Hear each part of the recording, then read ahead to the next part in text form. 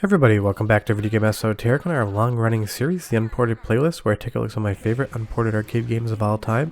And today we got NebulasRay, released in 1994 by Namco, and it is a ton of fun. It's an awesome shmup. It might not be the best of all time, but I still love it. Before we get too far involved though, if you need me a huge favor, go down below, hit like, subscribe, and that notification bell definitely helps us out. If you feel so inclined and want to support the channel, we got a Patreon link down below as well. But NebulasRay is a ton of fun. I'm not saying it's the best shmup ever, it's definitely a B tier game, and it's not going to show up on the best shmups of all time list, and that is fine. You don't need to be on the best of all time list to be a good game. It can be definitely difficult at times, and some of that difficulty comes down to some slightly weird bullet patterns and a little sense of cheapness, but honestly, this game isn't that unfair whatsoever, so it's just a minor quibble that I have with it. But right off the top, if you like shmups, you're going to like this game. If you like really interesting graphical styles, you'll also like this game because Namco went all out making this look very interesting, especially for 1994. And this runs on the NB1 hardware, and it's probably the best looking game out of all of them on that platform. And I love the setting as well. We start off in this epic space battle. Obviously, space is a very popular place to be for a shmup. But we go through a lot of different environments, and this game does have a ton of diversity. But right at the top, you can see you get your standard weapons, you get your power-ups. It's the shmup formula that you know and love, but you can scroll the screen left and right a la Raiden style in some places. And I like that as well. It kind of gives you a little bit more dynamic feeling of the actual motion of the ship. Some games, like NebulasRay, I think do it really well. Other games I don't love when they do it, but I think here it works really well. And these pre-rendered sprites just look great for its time and place. I get that pre-rendered wasn't the future of video games. A lot of people tried it, it looked good, but people moved away from it relatively quickly as well. But I think NebulasRay has really good looking pre-rendered sprites, and I think they've held up quite well. And you'll see here with the bullet patterns off the first boss, they're relatively decent. The first boss isn't going to give you too much trouble unless you make a mistake, but this game definitely gets harder. But I love this transition from space into the actual planet below you. That's what I mean when I say this game gives you a ton of diversity. We're not just spending the entire time in space shooting different space related things. We drop right down into this planet, and now we're in this lush green jungle environment. And it does that job of mixing up the environments, because sometimes when a shmup hangs on to the same art style for too long, I start getting a little bit bored with it visually. Now I get the point of shmups is not to look at the graphics, you want to be avoiding the bullets, but a game can be pretty and challenging for a shmup at the same time. We can't knock it for trying to look good, because this game definitely does look really good in motion. Now mechanically, as far as any sort of score mechanic is concerned, that's not the type of shmup that you're dealing with here. This is a survive the onslaught shmup, so if you're looking for deep scoring mechanics, you might want to look somewhere else, but that's fine. That's not something that I gravitate towards with my shmups. I know some people really love it, but there's nothing wrong if it's not there either.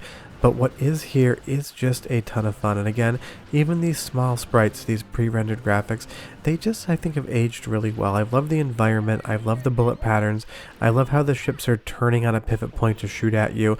It's just a lot of fun. You'll see there is a counter in the top left-hand corner of the screen, because certain power-ups that you do get are going to be time limited. You'll see that timer went out, and that shield is completely gone, and I do take that death. So some of your power-ups aren't going to be lost when you lose your life. You can't carry them through the entire game because they are going to be time-based. And of course, like any good shmup, you have your bomb as well to get out of a tight spot or to attack a boss enemy to try to get him dead just a little bit quicker. But as we go on to the third mission here, we're back in space, but I just love it. That deep purple, that kind of blood red in the background going through this asteroid field. It has a vibe, and it's a vibe I am there for. It's always showing you something new, something unique and different, and kind of letting you marinate in it while you play the game. And I think that the designers at Namco did a great job with that. But the musicians at Namco did an excellent job at the soundtrack. So go ahead and listen for 45 seconds, and I'll be right back.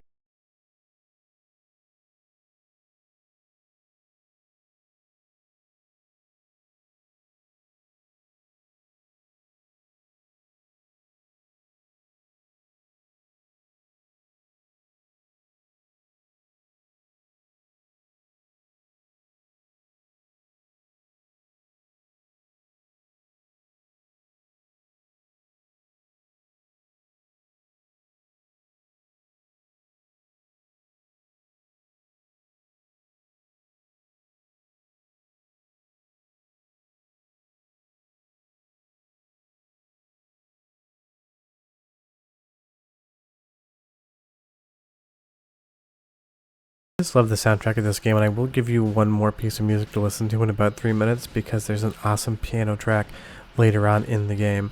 But again, just moving through here, having these 3 ships shooting at you while these asteroids are moving around, you can sometimes lose track of things, and those asteroids can be slightly dark and slightly blending into the back asteroids that you can't hit.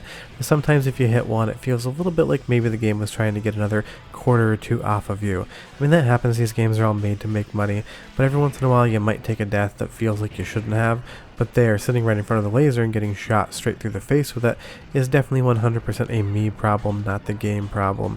And that's fine, sometimes you just take that cheap death, but this definitely feels like a game that is infinitely 1cc'able, and if you just keep practicing, I'm sure you can get there. I would say too that when you actually come back alive, the invulnerability period is ever so slightly shorter than I think it should be. You can end up dead twice in a row because you think you have maybe another half a second to a second to collect those power-ups you dropped, but your ship goes from flashing to solid, and suddenly you're in the middle of an enemy and you're dead again. Definitely some Dune vibes going on as well. You come down to this sand planet here, and these giant sandworms come shooting out of the ground. You can either shoot them in the head, or you can try to avoid them, but it's just fun. This game is definitely trying to be charming. It's trying to be unique and creative. And of course, it was an oversaturated genre. There's so many vertical shmups, and there's so many vertical shmups that are set in space. It's not surprising that NebulasRay isn't talked about as much as I would think it would be. But leave me a comment down below and tell me, have you ever heard of this game before or not? Because it's really interesting for me to hear what games people discover from this channel. I always like keeping track of what most people know about and what most people don't. But as we go into this next stage, I absolutely love the graphics here. They are very basic. You have a blue, yellow, kind of pink nebula cloud in the background, hence the title, I'm sure, and you have this kind of vertical scanline effect going over top of it. It's definitely a vibe, and I 100% love it. But it's going to be down to whether or not you like pre-rendered graphics if you think this game looks good or not. I think it isn't ugly, and I certainly wouldn't throw it out of the gaming bedroom, but for you, it just might not do what you're hoping it would be. But it's still a lot of fun, and Namco wasn't making a ton of shmups. After this, there really isn't a whole lot to talk about compared to a lot of other companies, but it's fun to see what Namco's designers were thinking a shmup should be.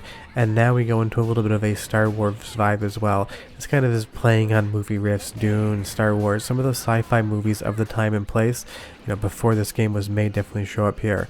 But again, there's nothing wrong to say about the soundtrack. I absolutely love it. This next track is one of my favorites. So go ahead and listen for like 30 seconds this time, and I'll come back and close out the video on NebulasRay. But enjoy, because it's good.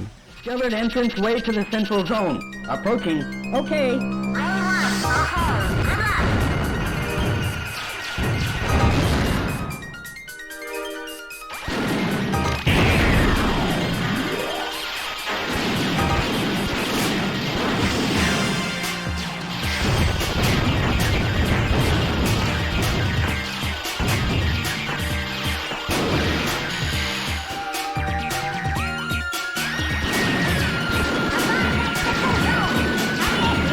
It's like a sci-fi space opera with some theremin thrown in for good measure, but as we come over the crest of this ship here, and you have this large globe in front of you, it just looks so much fun, and that's what I keep taking away from NebulasRay. It is not the best shmup of all time, it's definitely a B-tier game, but I have a smile on my face the entire time I'm playing it. I always love playing it. Just don't run directly into the globe. I looked away for 2 seconds at my phone, and that is what happens, folks. Pay attention to the games you're playing, don't try to do 2 things at once. But NebulasRay is just a fun time, and it looks great for 1994. The pre-rendered visuals, the kind of jazzy space opera soundtrack, all of the pseudo 3D effects from the pre-rendered visuals here. It's just a vibe. Namco went hard with the look they wanted for this game, and I think they succeeded. I think it's unfortunate that I don't hear more about this game. But if you've never played it before, if you've never heard about it before, you owe it to me and yourself to go ahead and play it, because I think you're really going to enjoy it. If you have played it, leave me a comment down below and tell me what you think, because I always love hearing others' opinions. Short of that, I will be back next Monday with an episode of Unported Playlist, and I'll have videos throughout the week as well. Hit like, subscribe, and all that jazz, but Namco knew what they were doing with the shmup. They might not have been on the best of all time list, but if you extended the best of all time list out to maybe like 75, I'd put NebulasRay somewhere in the 60s. Short of that, thanks so much for watching, guys, and I will see you next time that ship blew up. Bye-bye.